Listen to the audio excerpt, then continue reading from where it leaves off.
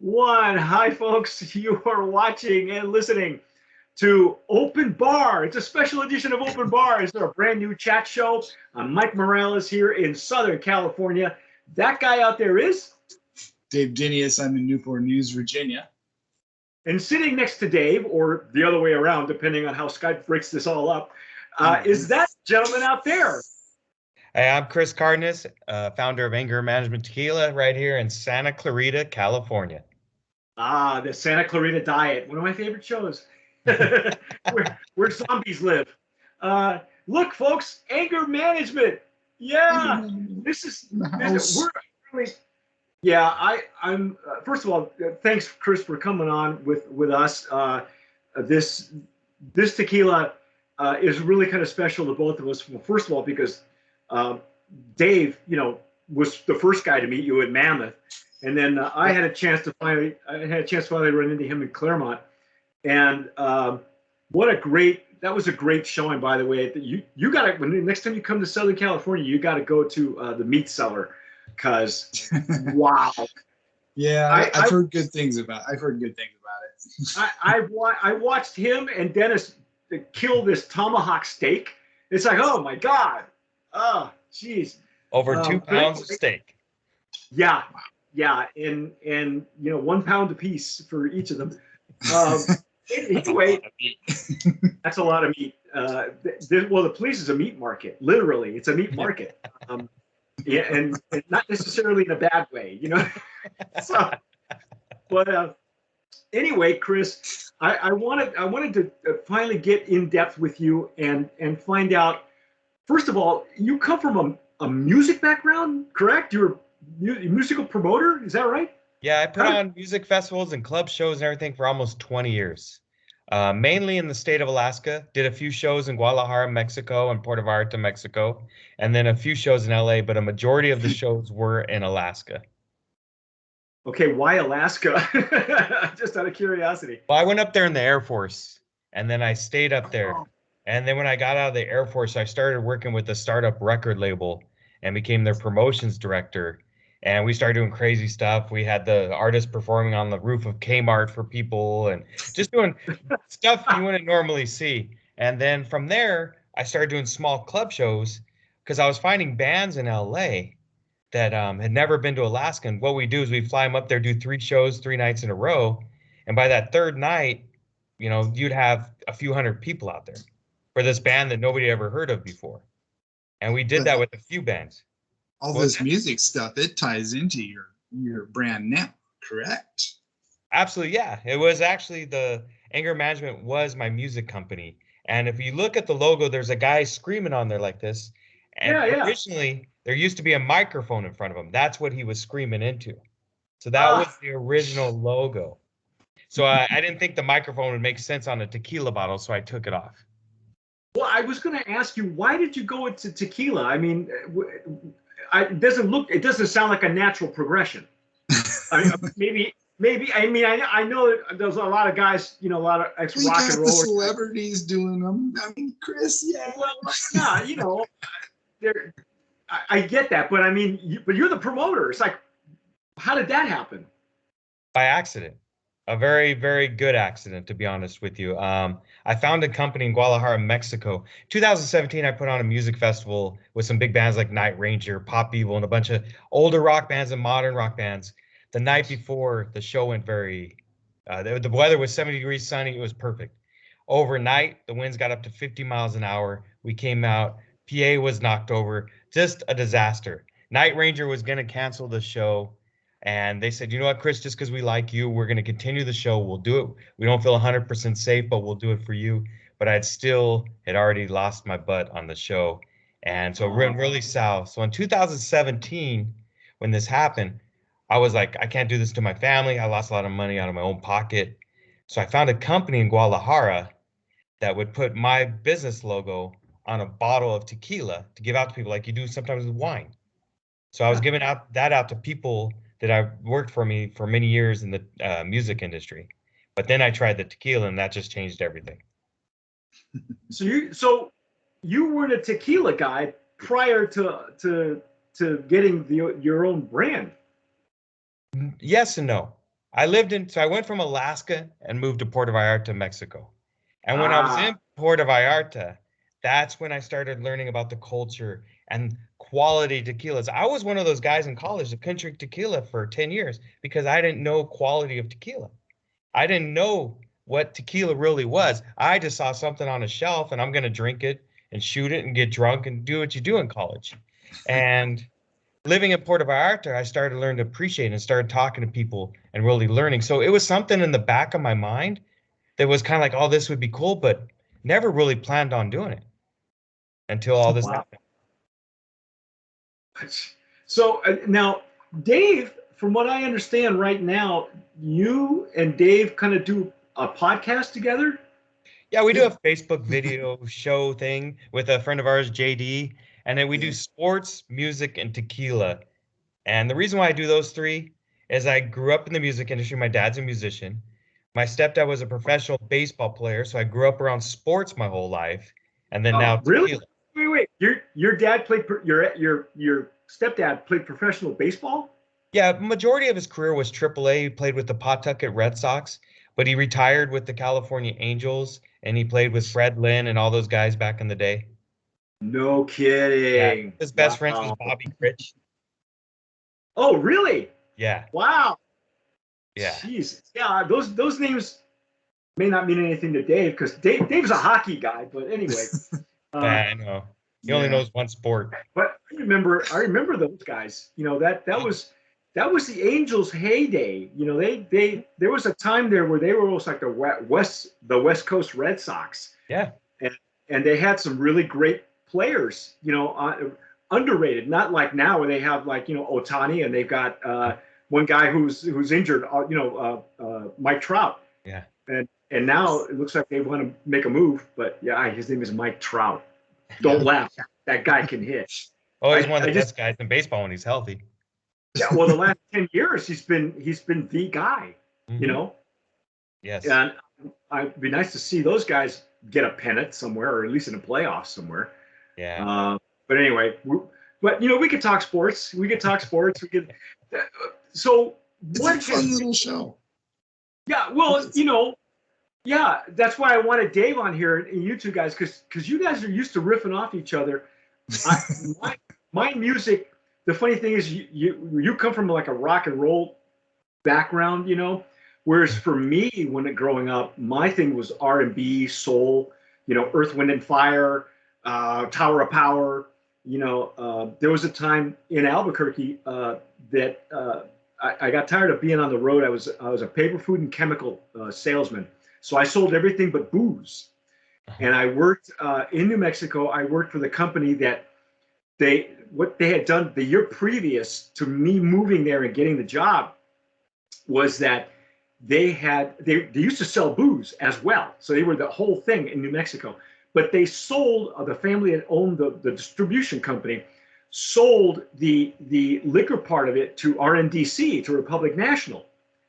And I didn't know that. I just went to work for the food part of the company. But a bunch of the old dogs that were still working there would say, "Oh man, we used to send 2 trucks to Rio Rancho, or Belen." And Chris is familiar with some of the area there in New Mexico because you and I have a tie in New Mexico there. You say that Not you're just the related food. to. Yeah, not just the food. There's a family. There's family there for you. Um, but he knows the names of some of these towns. But these old guys would say, "Oh, I used to send 2 trucks to Belen," and they go, "I can't even. I'm lucky if I get 1 truck to Belen, just full of food and Oh no, this is always one truck full of booze once a week, and then 1 truck full of paper, food, and chemicals. The next week." So it's like, but so that was. I've never really been exposed in the distribution area. I understand how it works because I used to work for a distributor, but as I've gone into the business, I've seen what distributors do and how that branch of the business kind of grows. And what kind of challenges do you see as a small brand owner to get distribution or to get people to pay attention to you, because you're still on the ground floor of stuff? I mean, I've seen you work your brand and you're always doing stuff whether you're going live on Instagram or you're doing your own tastings, you and Dennis now. So what are the challenges that you're coming across that you're overcoming or not? I'm not a celebrity. That's the biggest challenge right it. there. You know, if your name's The Rock or something like that, you know, you can sell 300,000 bottles of tequila in a couple months. No, it's, you know, it's very, very hard. It's a very, very, you know, to go from the music industry to the spirit industry, probably two of the hardest industries there are out there, you know, no doubt about it. But I always love a challenge. But we're not trying to make our tequila the biggest tequila in a year or 2 years. This is a small growth that we're working on doing with, you know, maybe a little bit quicker, hopefully in the future. But one good thing about right now in California is I can self-distribute through my importer. I can't do that in any other state. But here in California, I can do that. So I can go out there and sell and represent my brand myself. And I'm a firm believer with the brand, your story can help you sell it. You know, and my story, some of the how this all happened by accident and who I ran into to make this tequila and everything, how everything all that worked out. Well, like I said, it's a blessing. You know, I mean, well, who did you run into? Tell me the. So I'll give you the true story. Yeah. And so what happened was those bottles that I got made up with my logo on it. The gentleman just started the business. And he made a mistake. The tequila that was in that bottle was never supposed to be in the bottle. So, but I tried it. And the first one, I got 20 bottles. And I'm like, I need 25 more bottles of this, but I only want that tequila. And he's like, well, I really can't get any more of that tequila. I said, well, then forget it. I don't want the bottles. You know, I only want it for that tequila. Well, let me see what I can do. And this is no offense to anybody. Once again, my family's Mexican. This is all this. Very Mexican traditional thing. He sent me tequila, which was not it. Just trying to get the sell. Needless to say, he didn't know. A week later, I was knocking on his office door.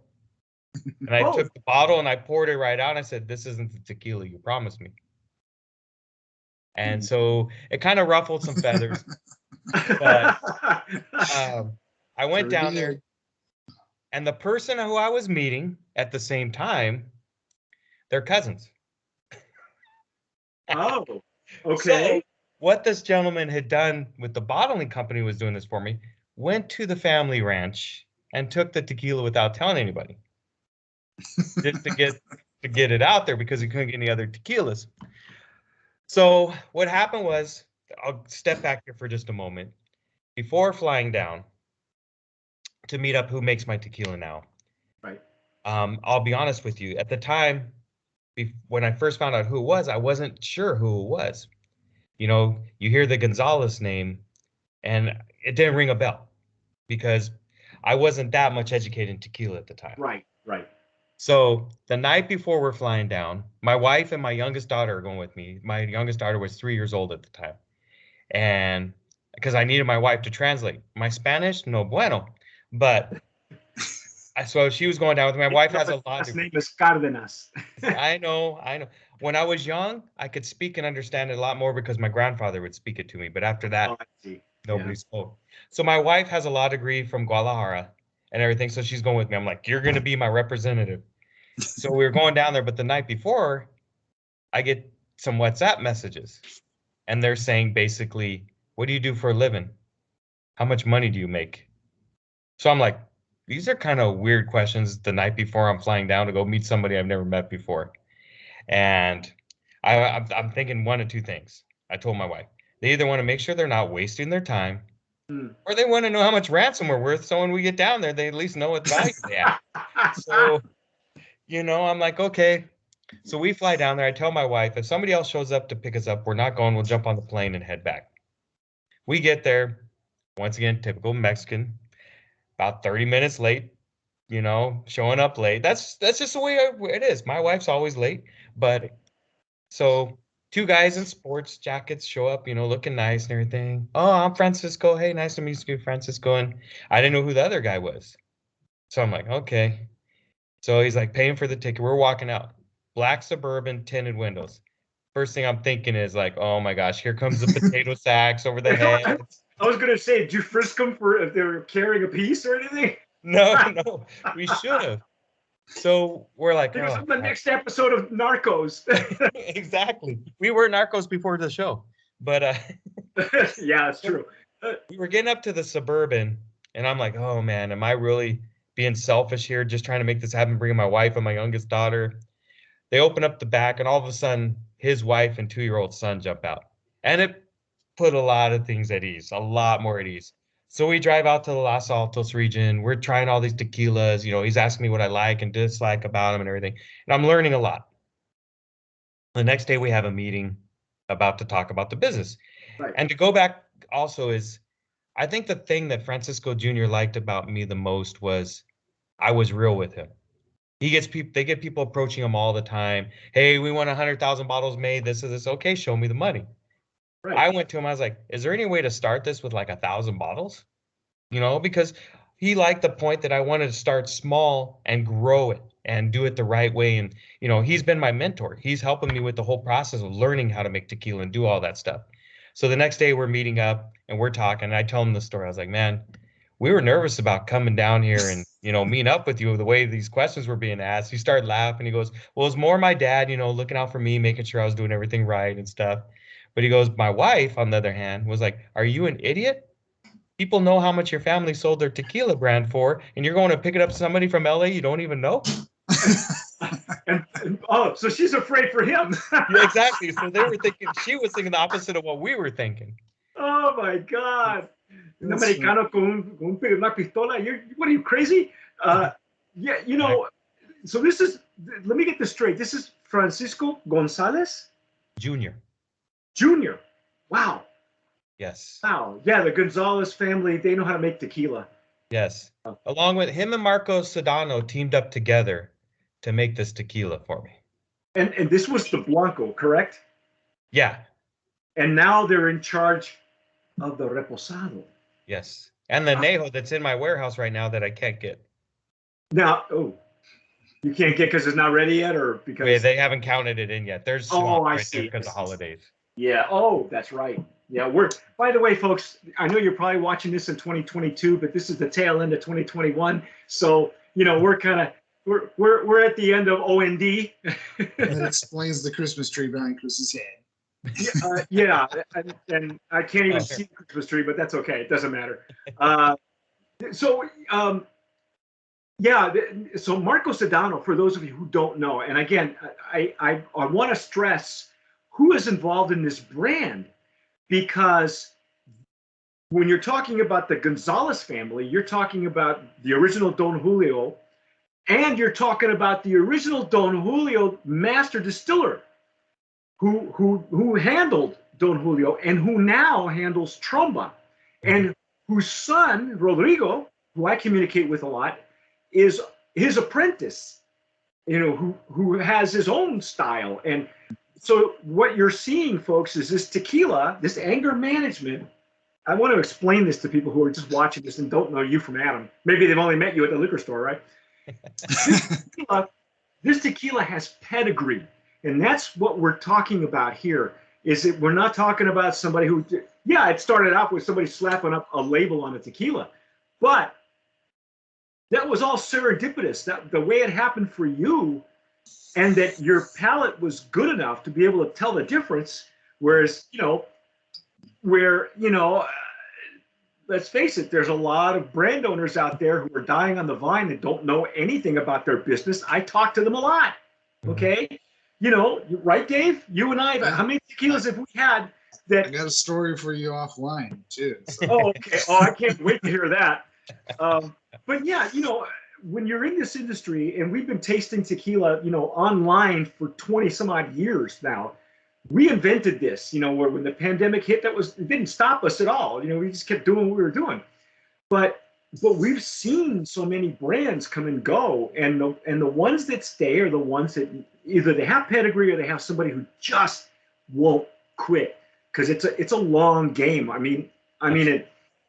Now, are you still doing music? Are you also still promoting as well, or? No. After 2017, I've stopped it. However, you never know what the future might hold if the tequila really gets going. because I'd still keep in contact with a lot of artists that are friends of mine and stuff like that. And I haven't even reached out to them yet for this. Well, yeah, because I mean, you could be the tequila in Vegas for for whatever band whatever band that you know, but you're not even. It's not you know. Watching Chris work his brand, it is really slow and steady, and I like how you're handling your area. You know, California, complete. You know, from central to probably even northern California, because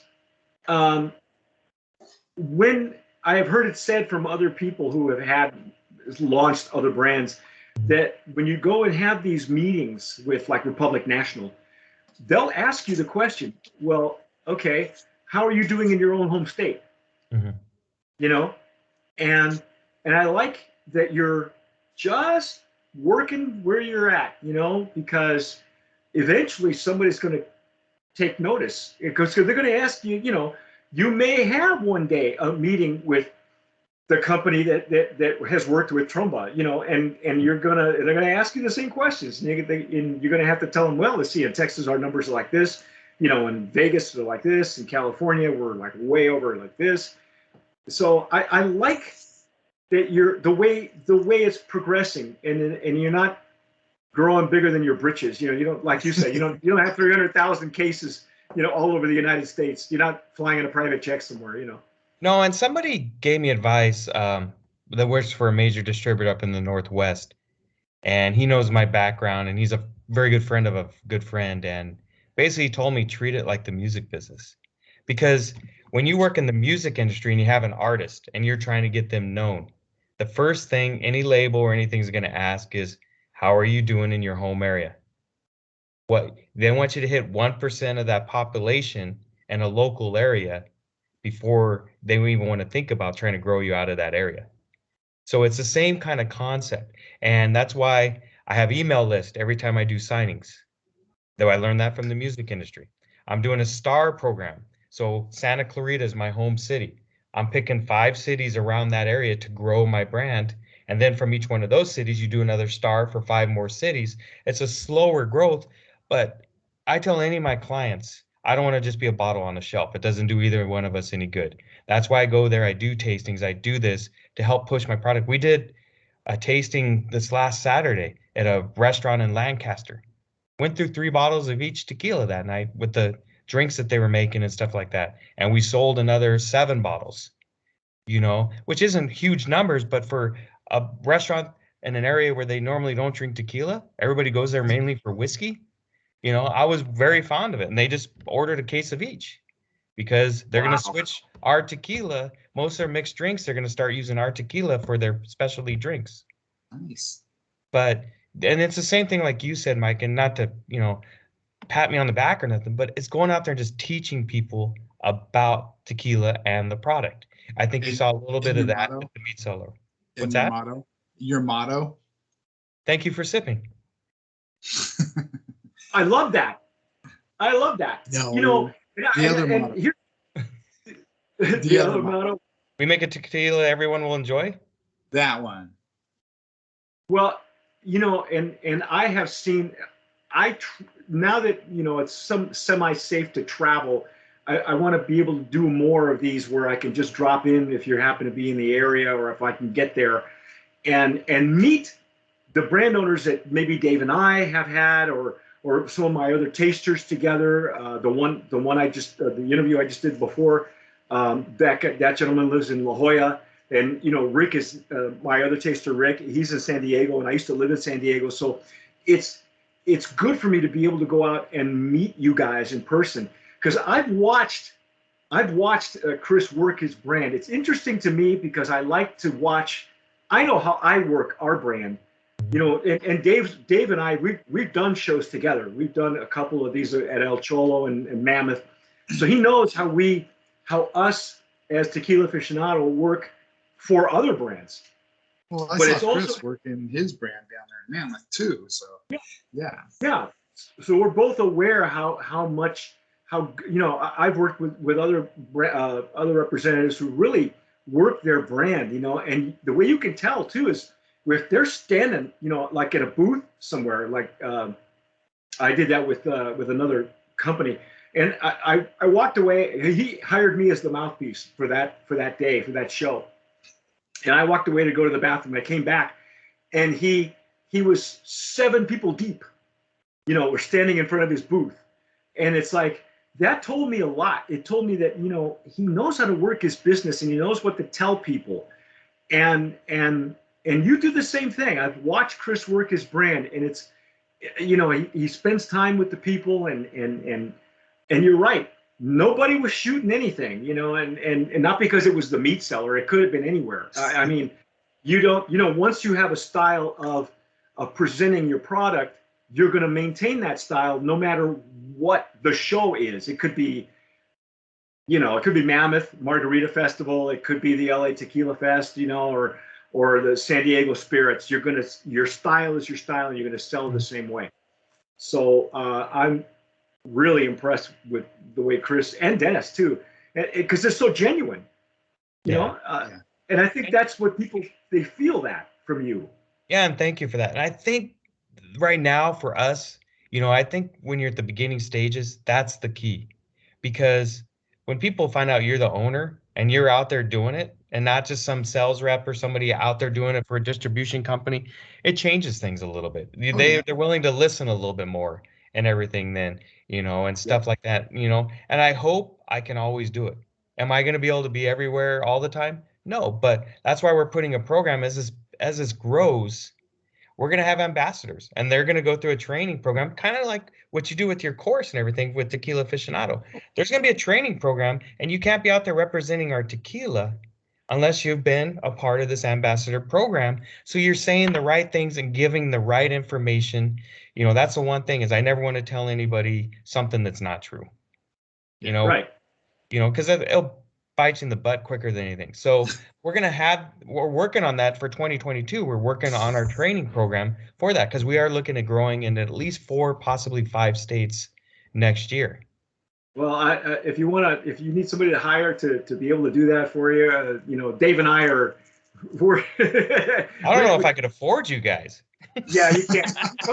I know you couldn't afford me, but you know what? You can get the book, the Consumer Catador course, and that's I think it's a great course book, because that was the intention when we came up with that. Is that, you know, it was there's stuff that brand ambassadors are telling their audience, but not telling them the truth, or skirting the truth. And these people have been doing this for like 13, 14 years with the same brand. And I can't think, you know, I'm thinking to myself, how do you look at yourself in the mirror in the morning? You know what I mean? Well, I'm really looking forward to going to Alaska with my brand, because I remember last time I was up there, I went to a little tequila tasting, and it's a lot of your popular brands, of course, up there, because they don't, you know, some of them have gone down to Tequila Mexico and learned a little bit, but for the most part, you know, some of the stuff I was hearing, I was just like, oh, it's not true and stuff. But I didn't know much better back then. Now I go up there, I can actually go up there and I can get a group of people and actually explain to them about tequila and stuff like. And I'll be honest with you, when I'm doing these tastings, my favorite thing to do is, well, I don't drink tequila. I love when people tell me that. Yeah. I'm like, well, do you drink whiskey? See, because that's the scary question. I mean, that's the scary challenge for a lot of people, is when you know, I've seen it happen with a gal that I used to know. She would be sampling something in a liquor store, and people, you know, would try it. It's a new tequila. Oh no, tequila, God, you know. And it's almost like they give you the, you know, this. And I love to hear that from you, though, because it's a toughie. It's a tough objection to overcome. It's real tough.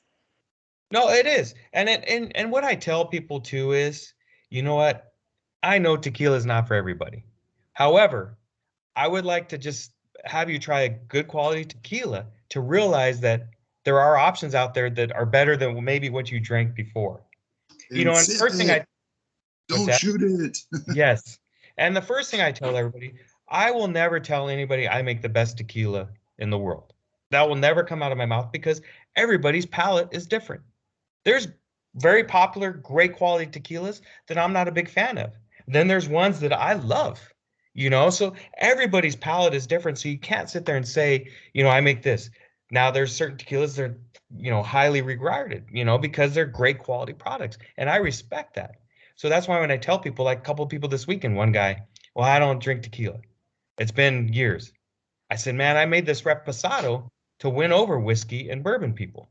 I said, just do a sip. That's all I'm asking. You know what? And he sipped it, and he was like, man, this is good. He goes, I wouldn't probably order it, but he goes, I've never had tequila like this. And that's all I said. Because you're opening up that door. Maybe he thinks that way right now, but maybe he wants to give it another chance down the road or something like that. And I said, oh, do you want me to take that rest of that? And he goes, no, I'll finish it. So if he didn't want to drink it all, he wouldn't have kept it. Yeah. Right, exactly. He would have put it down. What happens is when, there's an old saying that we say it all the time in the liquor industry. Once you get it past the lips, that's when people make a decision. But as you said, a gentleman like that, what'll happen is that works like a little virus. Mm-hmm. He goes, well, I had a tequila one time that was really good. What was the name of that again? And then he remembers and he goes, oh yeah, I should. That's how it works. You can't convert everybody right away. Nope. And that's what I tell people. I'm not here to make them buy a bottle of tequila or nothing. And that's when I tell people, when you try my tequila for the first time, all I ask is taste it, sip it. Whatever you want to do after that, but know what you're drinking. How many people, I love this tequila, but they only drink it in margaritas. So you really don't know the flavor of that tequila. No. So that's what I ask them. Just take a little sip so you know it. Whatever you want to do after that, that's your own prerogative. But I just ask you, please sip it before anything else. Yeah, see, and I know this also for a fact. By the way, folks, if you're following Chris, you can follow Anger Management on Instagram, and Dave also, and of course Tequila Aficionado and myself. But every so often, Chris goes live on Instagram. I don't know how he does this, while he's driving to another location, and he's saying the same thing.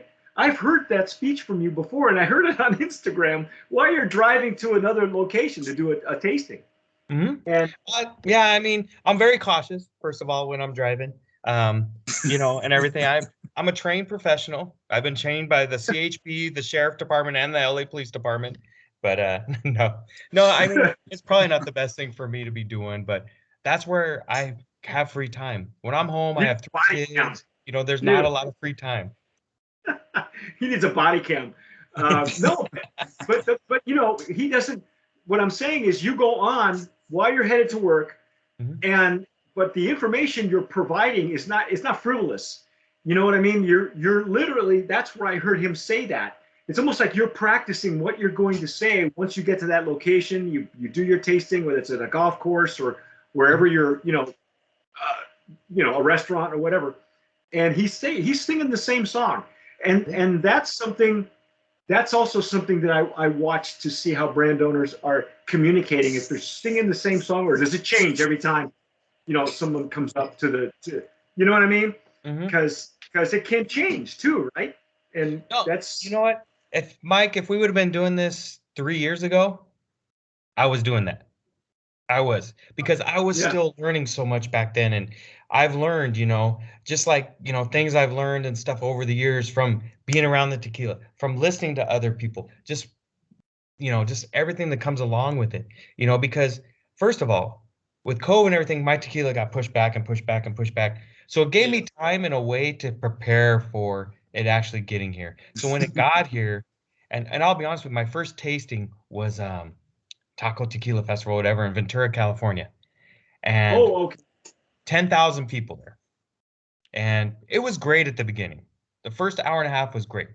Alchemia was there, so I was right behind Alchemia, and everybody's like, oh, do you have any Aneos or extra Aneos? I'm like, nope, go see him. He's got the good stuff. That's my sister distillery, partner right there. We share the same distillery. That's good quality product. And we've gotten to know each other pretty well now. I'm not against, one thing I like about tequila overall is it's a very welcoming. It's a Mexican traditions and stuff like that. People are very welcoming. You're always going to have a few. And sometimes they look at me and they see the white guy and they're like, oh, here's another guy that doesn't know anything and everything, because they don't know. When I would go to my family in New Mexico, when I first moved out there when I was younger, everybody was picking on me and this and that. And I was getting bullied a little bit, but I stood my ground because I did boxing as a kid and all that stuff. And I was being trained by my neighbor who was a highway patrolman. So I stood my ground. But then everybody started realizing, wait, what's your last name? And I'm like, Cardenas. Oh, man, we're cousins, and that was a funny thing. In the town of Raton, New Mexico, I remember Roberta Sandoval. Roberta Sandoval, cute girl. I'm like, Dad, I'm going to take this girl to the movies. Oh, who is it? Roberta Sandoval. You should spend time with your family. And I was like, crap, it's one of my cousins. I couldn't even take her out there. But it's very, very common there. But a lot of people see that.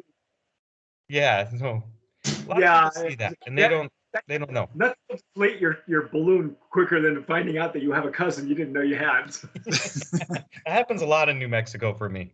When your family's been there since the late 1600s, Yeah, when Chris told me this, we spent a little time in Claremont when he was doing that tasting at the meat cellar, and when he told me that where his family's from, Raton, and there's a certain way that you even pronounce it because it's Raton, but I pronounce it in the Spanish way, but New Mexican sing-song has a different.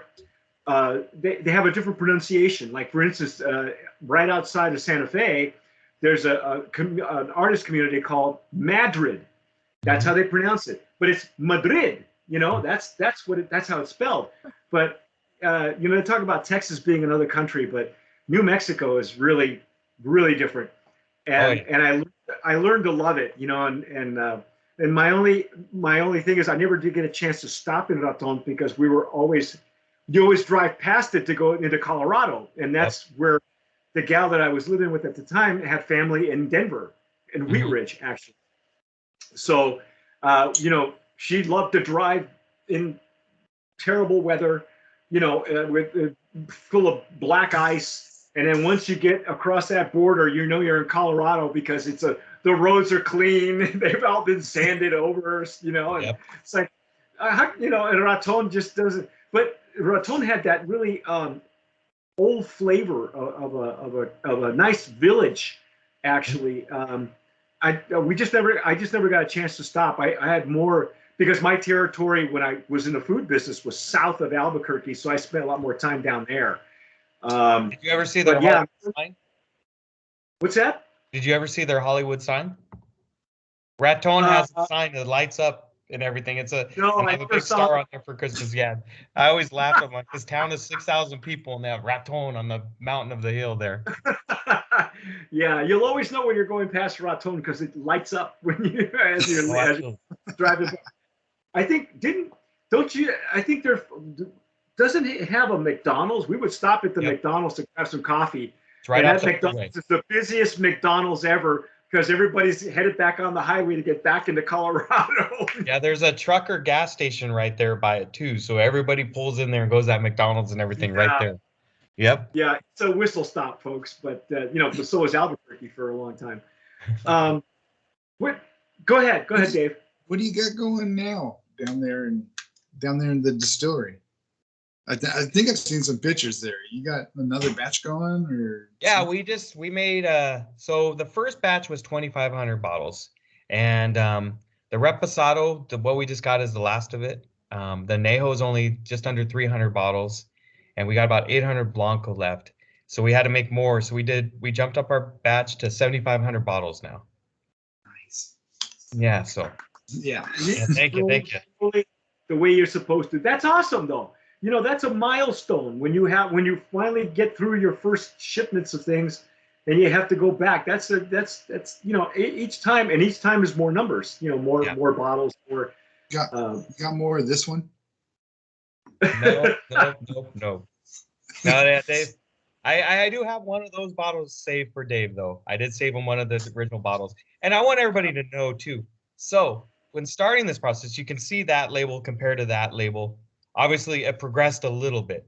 But with me not being down there and not being able to really see, from now on, we're going to be screen printing on the bottles with the 7500 batch. Everything's going to be screen printed on the bottle to give it a better look.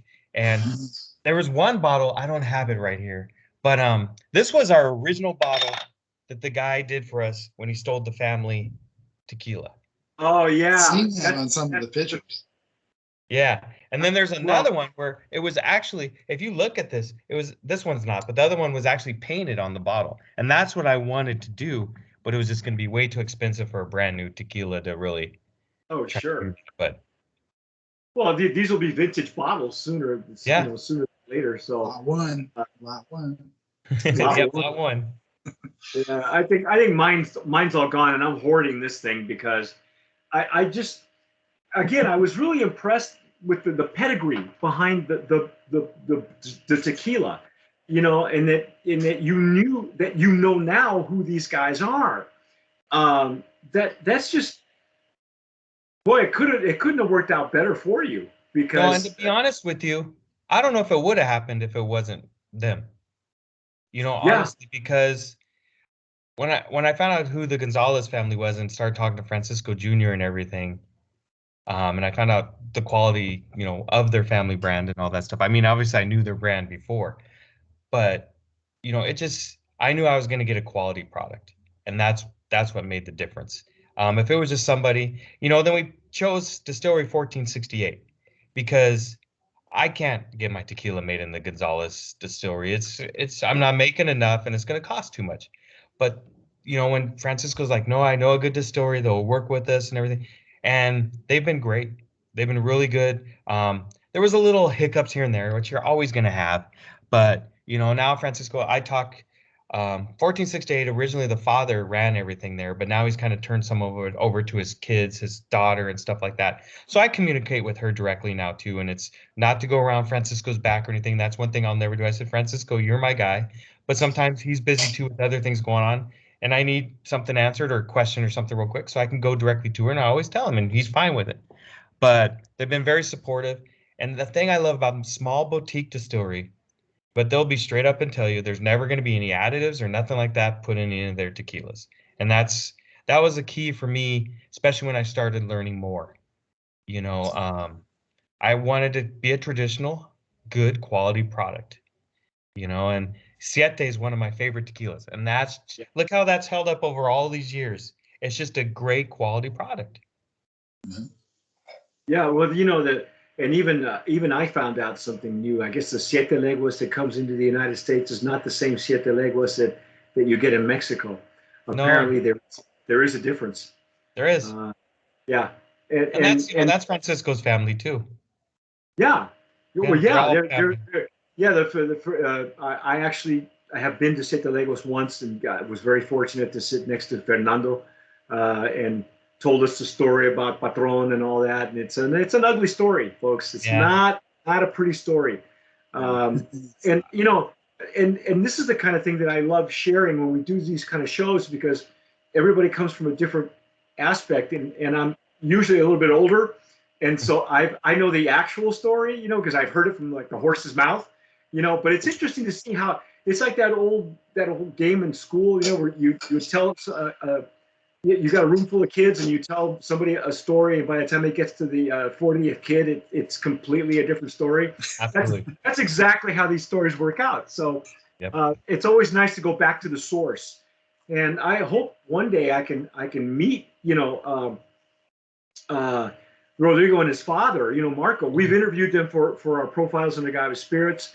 But I've not met them in person, and I've even communicated with Rodrigo, and I bet he just looks like a wonderful guy, I haven't even met Marco yet. Wow. Yeah, I didn't get to meet. Every time I've gone down, he had something going on or something like that. Because I remember when I first tried my tequila, and I asked Francisco, I'm like, how old's Marco? He's like, I think about 70. All right, make sure you take care of him, because you guys are making me a great quality product, and I got to keep both you guys around.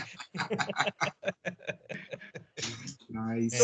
So when you guys get together and you do your own little show, what kind of sports do you guys talk about? Because baseball is like my thing. I'm not necessarily following a lot of basketball, or hockey used to be big for me years ago when I was younger. But So what sort of things you guys wind up talking about? Right now, we do a lot of football because we do our This is picks. We all football. do picks against each other, and at the end of the season, somebody has to buy the other one dinner and all that stuff. You're gonna have Dave's coming through. He's actually been pretty competitive in football, to be honest with you. And I watch no football, so Yeah. I'm not following it. Oh I'm my just like, God. You're betting against a blind man. Holy cow. He's even, I think, you won 1 or 2 weeks and tied or like a week at or least something. Like that? one. Yeah. Oh my God. You guys, Which kind of makes us look bad. well, really yeah, depends on, really depends on what sport's being played at that time. So because when it was the playoffs and stuff, they were all on the Dodgers. Yeah. Dodgers, sorry, the Dodgers. Because JD and I, the other hosts, we're both Dodger fans. So Yeah, me too. I mean, I'm literally when I was younger, where I live here in a family home, we were 40 minutes from Dodger Stadium. Before the extra couple of lanes on both ends of the 10 freeway and get to the 101. Now you got to pack a lunch and do 2 hours just to get to Dodger Stadium, and then it's like coming in late to a movie. You're gonna miss the credits and everything. You miss the first couple innings. You finally get to your seat, and then that's when when the party happens. But yeah, it's but before it didn't used to be like that. It was 40 minutes from Dodger Stadium. I grew up in Long Beach and I was upset because my stepdad retired from the Angels. So we always went to Angel games, and I was never really, I rooted for the Angels, but I was still always a diehard Dodger fan. And we never went to Dodger games. I was just kind of like, it's not that far. But for back then, it was like, that was eternity. I think I've been to one Angel game in my entire life. And it's the crowd's so laid back, but the girls are beautiful. It's all I can say. It's like they just, they wandered in from the beach, they still got like flip-flops and sandals on. And it's like, wow, this isn't bad. The team stinks, but but Dodger Stadium is really it's special, and I will say that the crowd is well, now with Twitter and everything going live. I mean, you see the drunks falling down between the steps and people fighting each other, and and that's what Twitter's all about. Every time I watch a game, and people are there tweeting about it live, especially when two teams are playing each other. You see one team say one thing, and the other teams, the other fanatics are saying something else, and some are at the game. Mm-hmm. And I thought to myself, man, must be what it's like to be God, to listen to everybody's bullshit, because especially during a game, you know what I mean? Because it's like it goes back and forth, and everybody hates their manager. That's across the board. Everybody hates their manager. They're always doing it wrong, and so many coaches and GMs these days. Everybody thinks he could do things better and everything. It's just like, oh my God. Just like Dave thinks he could coach the Sharks. They never get a cup if he coached the Sharks. Oh my God! Anybody could coach the Sharks, though. Let's not go there, Chris. Not like the Kings. Like them Kings. Hey, they tore up Edmonton, though. Yeah, well, yeah. I get to see the scores is what I see. I'm so busy focusing on Tequila Aficionado and doing this stuff that it's when I catch anything, it's because I'm on social media, so I can I'll catch a live tweet or something.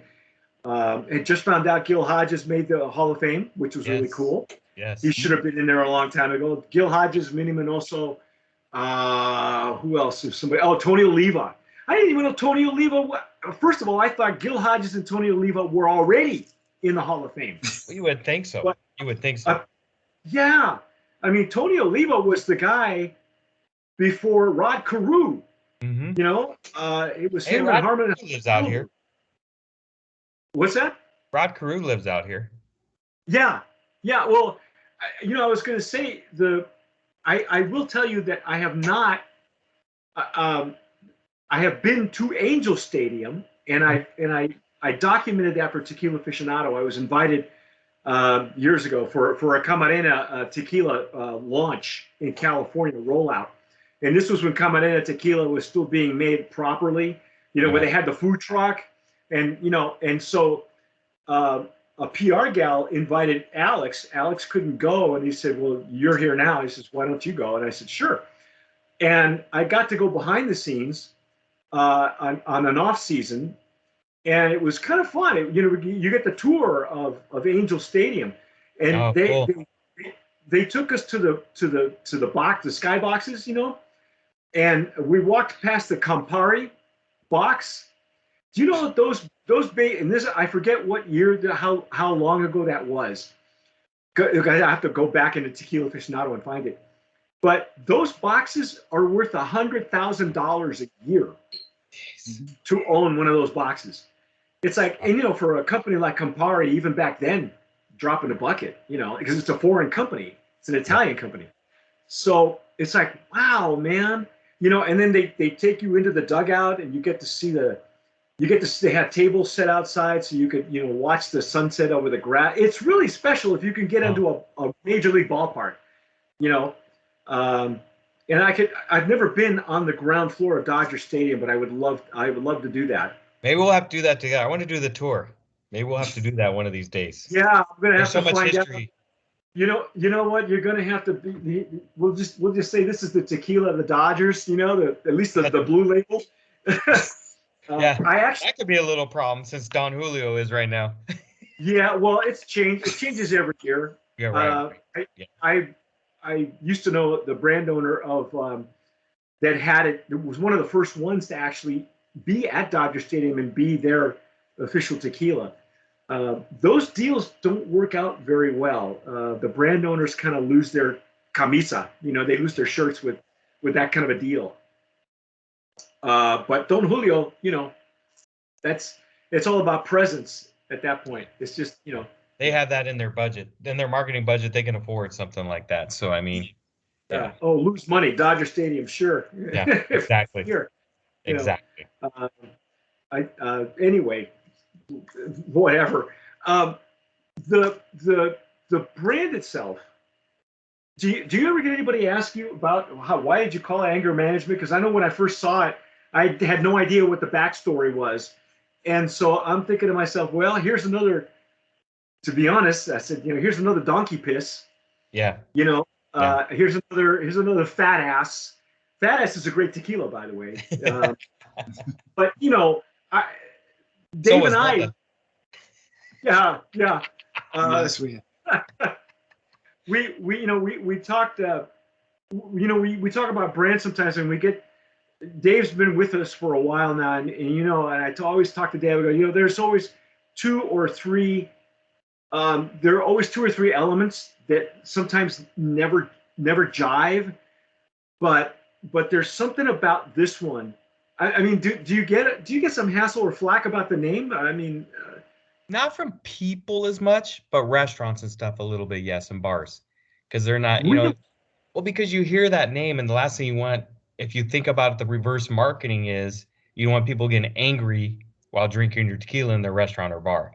Yeah, right. But it's funny at the tastings, it's fun because people come up laughing and they're like, anger management tequila. I'm like, look, it's already working.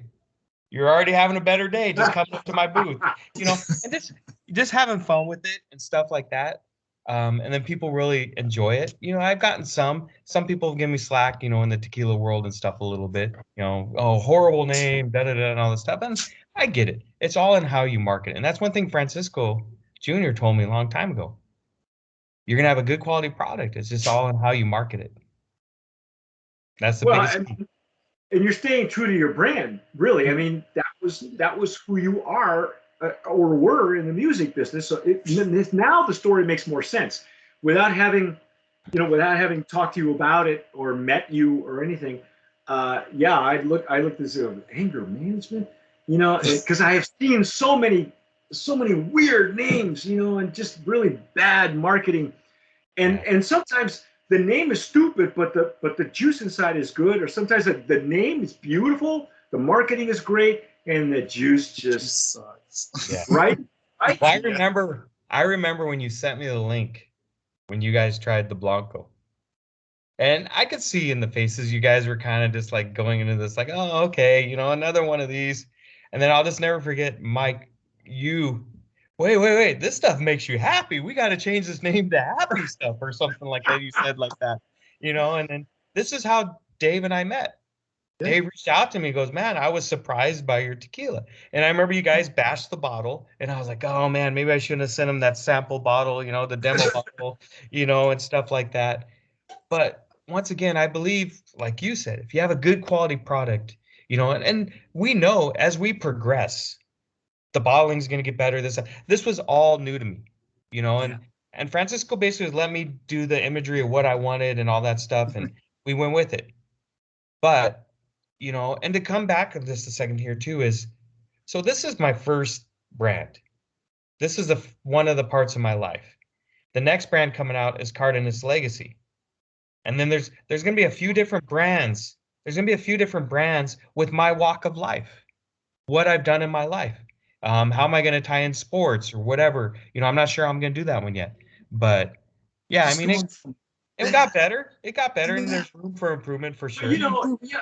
But see, I think I may have even said this to Dave when we did the tasting, either or maybe off camera. All this stuff can be fixed. Mm-hmm. What we may have pointed out at the beginning, all of it can be fixed.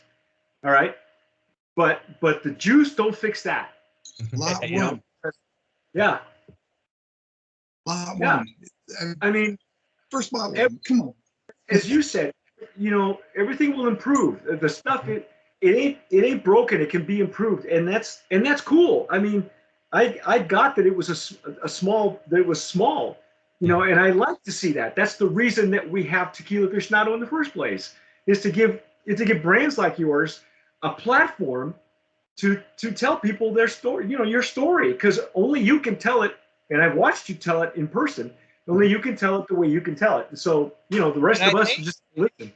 And you guys were the first, like, press / social media and stuff like that I reached out to. It was you guys and Caesar there in Vegas were the first two people I reached out to when it came down to this, because out of watching everybody, I liked you guys and Caesar because I could see the real.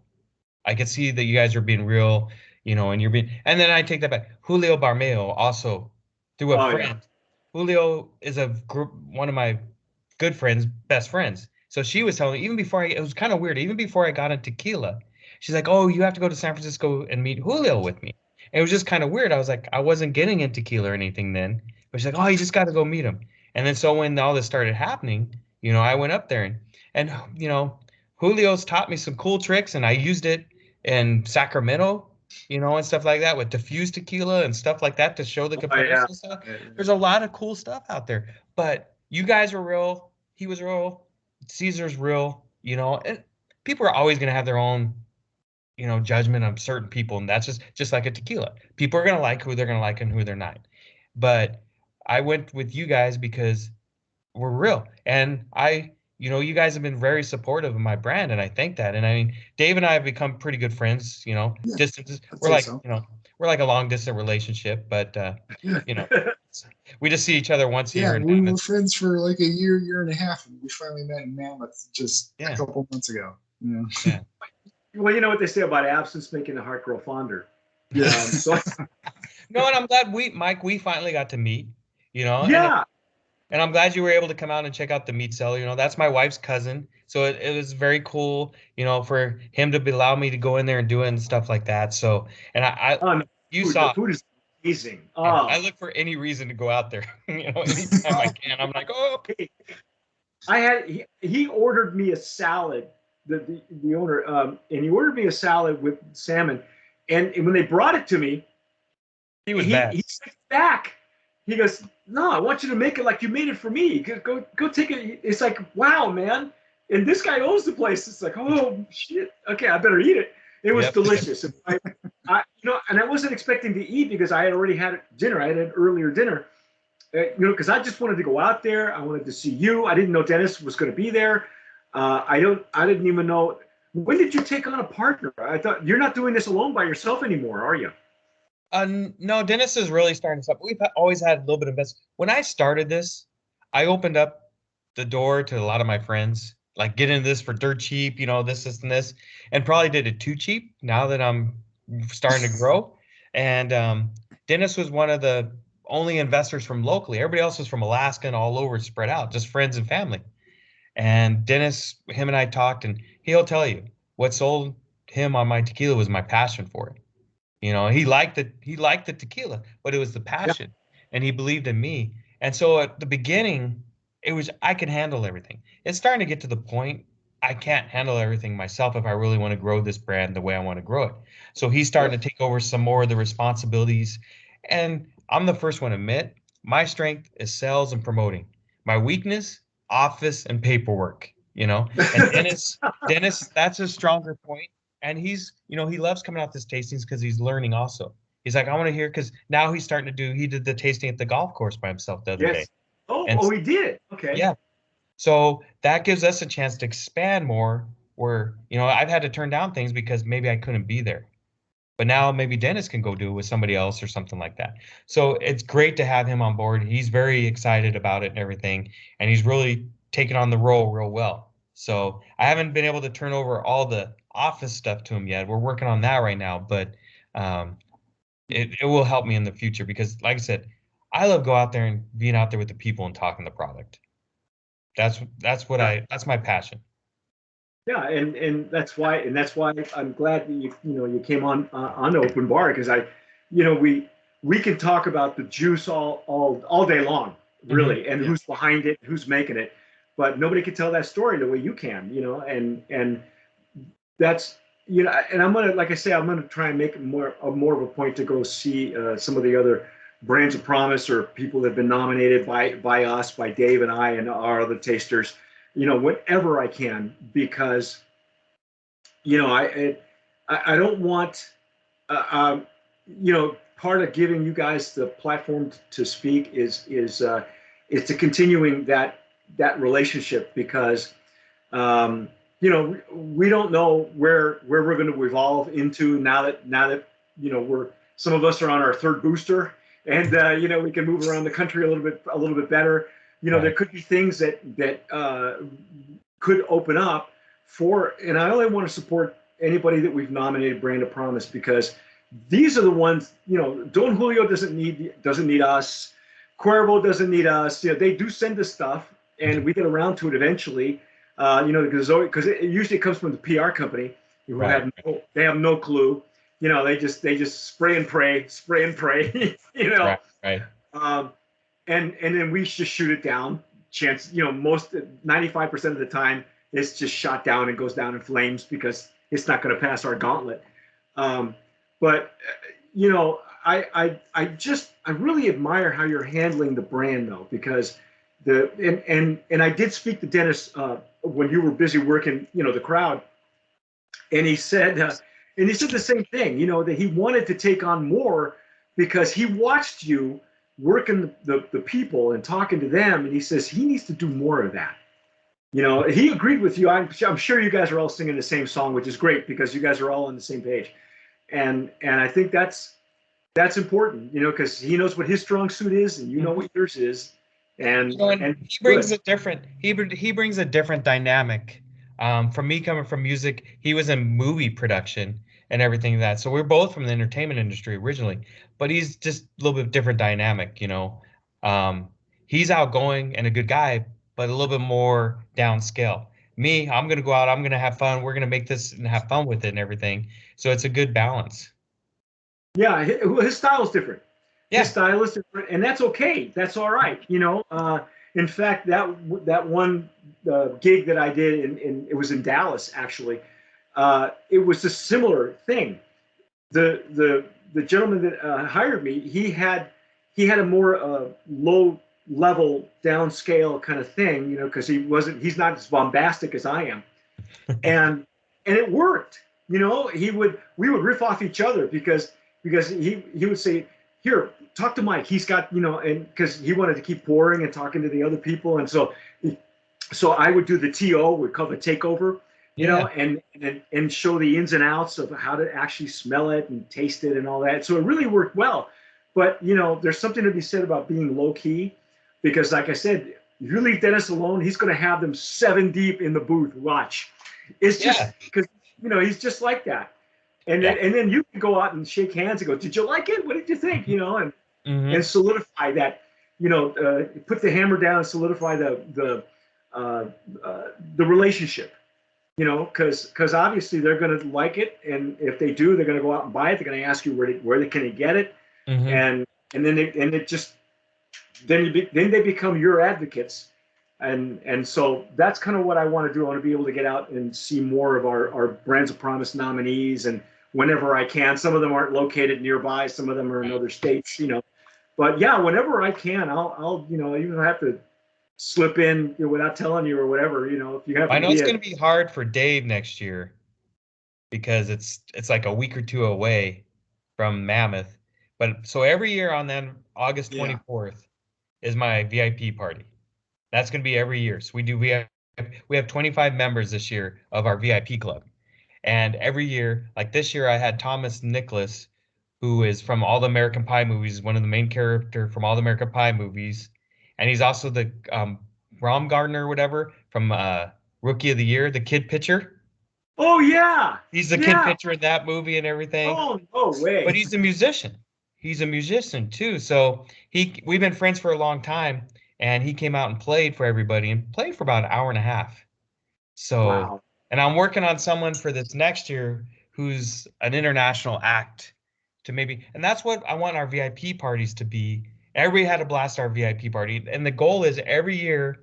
I've already trademarked 824. So every year on 824, we're gonna release a small batch specialty tequila, and you'll only be able to get it at the VIP party first, and then whatever's left over, we'll sell to the public. So maybe the Cardenas legacy might make an appearance there. Oh, it'll already be out by then. Oh, Card- okay. Cardinals Legacy will be out at the beginning of the year.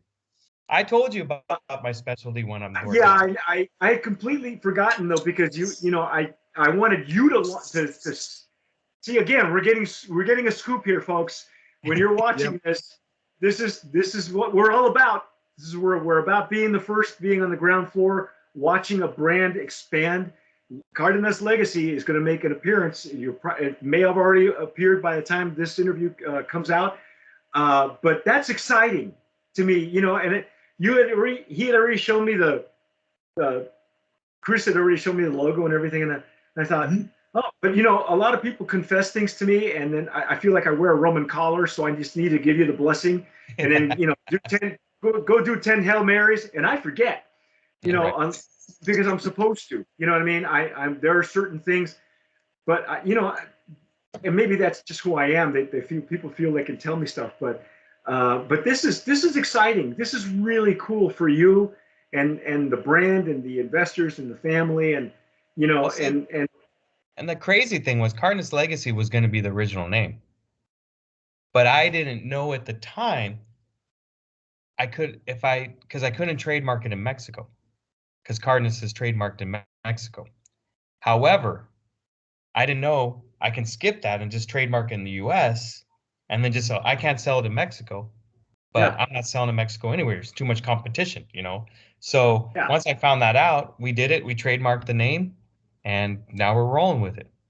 So it's kind of funny how everything worked out. So, you know, I like your management because it doesn't sound like every other tequila. Yeah. Cardenas Legacy is going to put me more in the regular tequila sounding brand names, but anger management gives me a different name. Well, you're expanding the uh, I don't want to say the palette, but expanding the line. You know, for I would imagine Cardenas Legacy will be a little bit more upscale as far as pricing and maybe the bottle and things like that.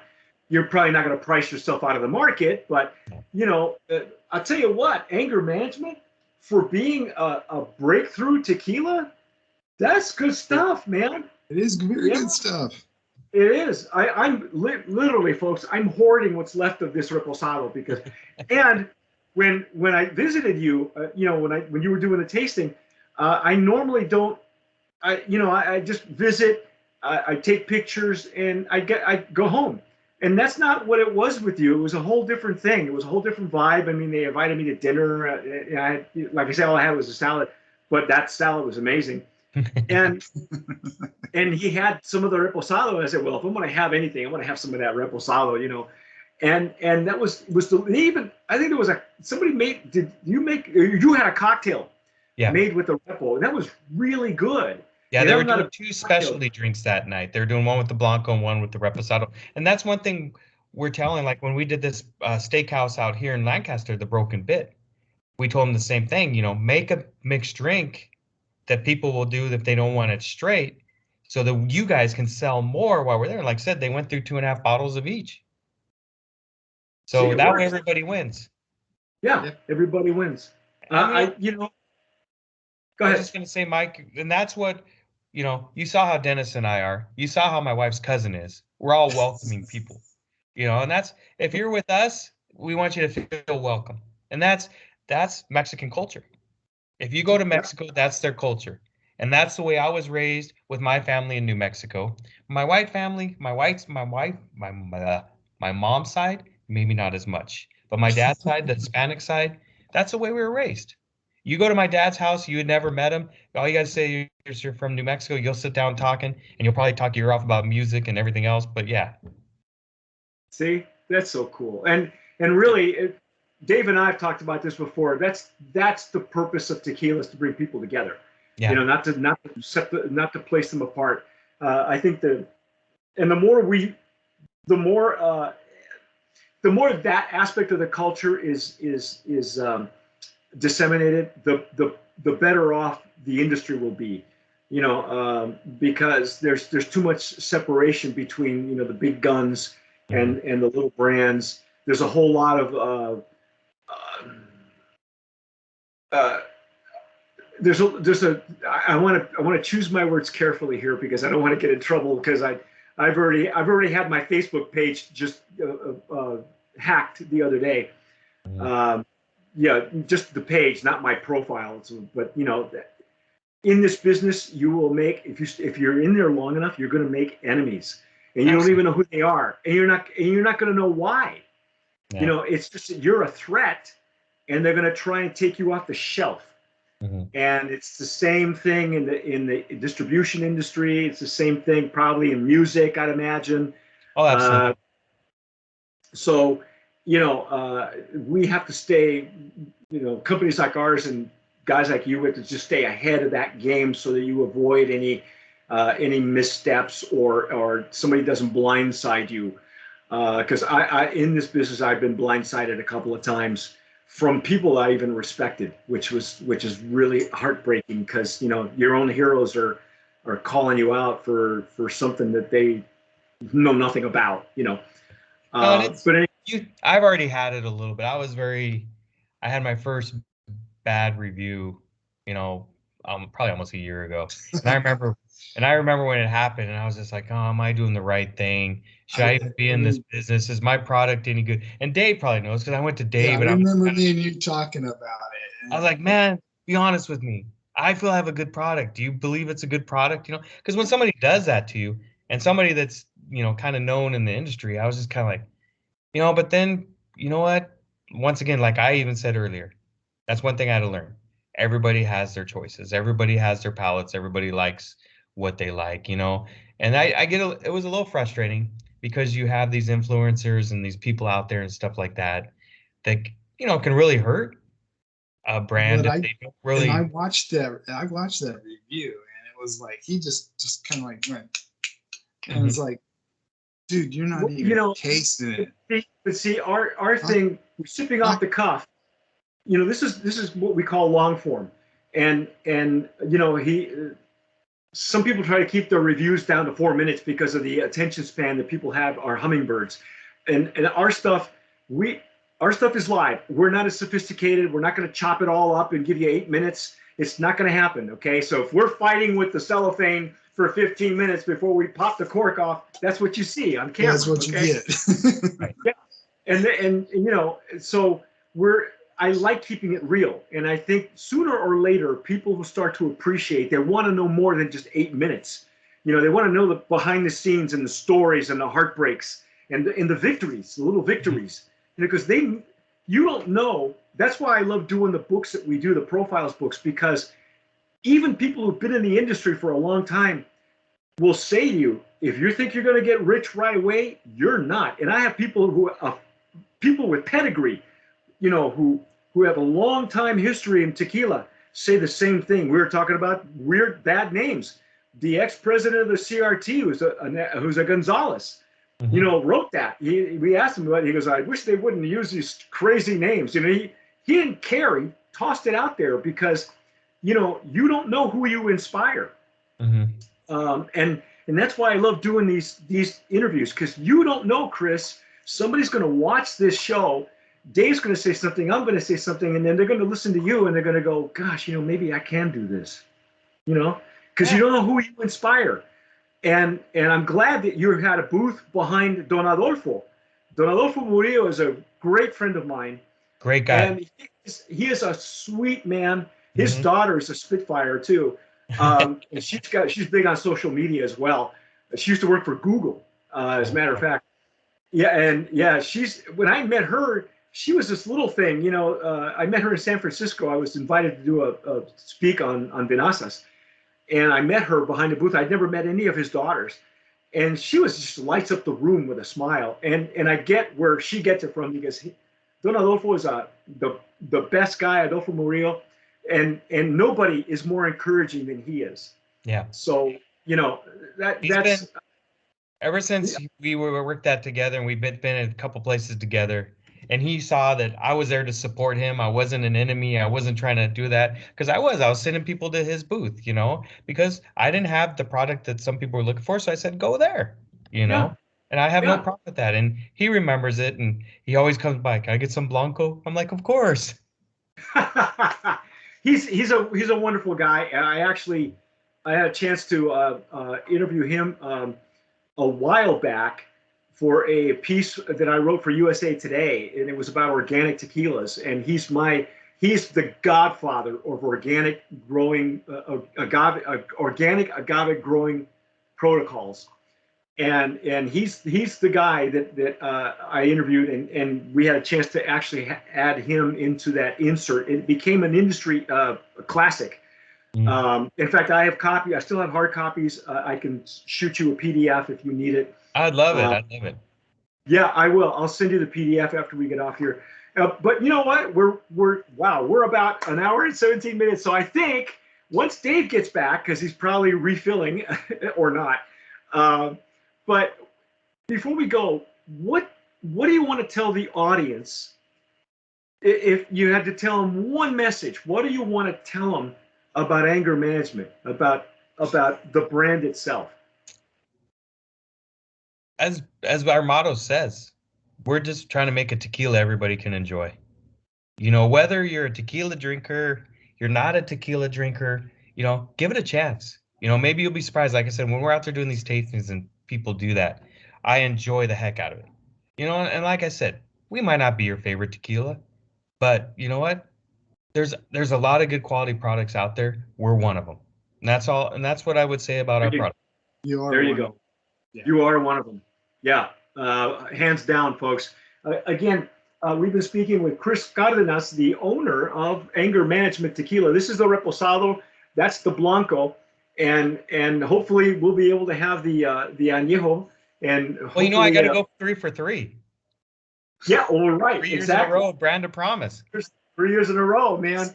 And again, go look for it. Where can folks find it readily right now? I would say the best thing to do is go to our website, angermanagementtequila.com. We keep it updated all the time. Any new place comes up, we put it on there within a couple days. So it's always right there. That's the best place to find it. Excellent. Well, you've been something there too. So. Go ahead. Yeah. You want to ask him one more thing? No, I don't want to ask him. No, he might ask personal stuff. Don't give Dave that kind of rein. Yeah. No, we got to do this off the record. We actually have to sign off.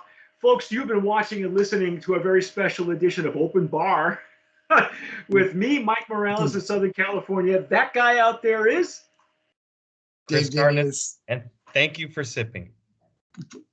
And that's Chris Cardenas, and he's in Santa Clarita, also in Southern California. But you've been watching Anger Management.